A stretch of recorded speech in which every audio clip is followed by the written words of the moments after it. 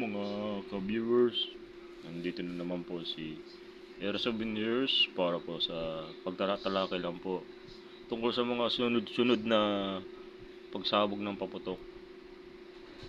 Ito yung napapansin ko lang din, or nagkakataon lang siguro na sunod-sunod ang pagsabog ng mga gumagawa ng paputok.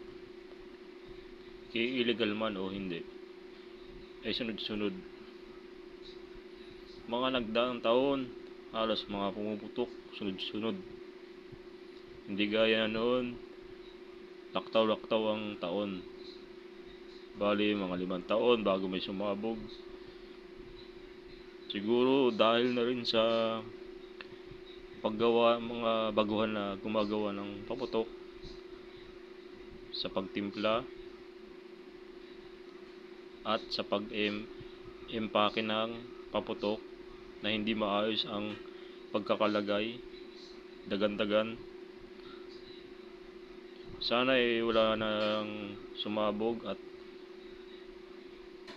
hindi na maulit-ulit ang mga pangyayaring mga trahedya na pagsabog sa paputok.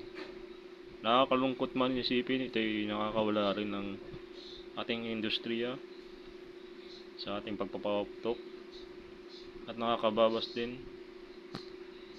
dahil sa mga aksidente mga nangyayari. Sana nawa na maging maayos lahat at maging smooth ang flow ng mga paggawa ng mga paputok, dahil syempre ang ating diversyo ay paputok. Tulungan nating suportahan ang pagpapaputok at lalo isulong ang pag-iingat at safety precaution sa atin at sa mga kapaligiran natin at lugar, at paalala lalo na sa mga bata, dapat ganun. Pero talagang hindi may iwasan talaga di ba, na may sumabog, dahil meron din mga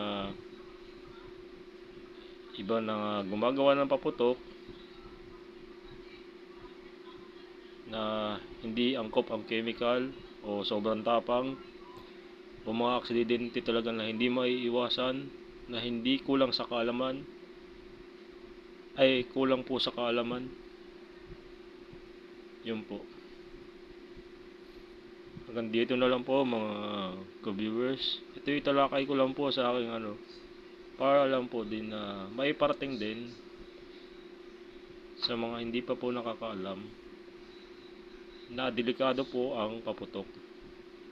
At sana maging maingat po lahat tayo, lalo na ang mga gumagawa po ng mga paputok. Doble dasal po, hanggat maaari lahat po ay dasalin po para po sa ikabubuti at ikaliligtas po ng bawat isa na gumagawa ho ng mga paputok, at pati rin po ang mga nagpapaputok. Salamat po. God bless po. Mag-ingat po tayo lahat.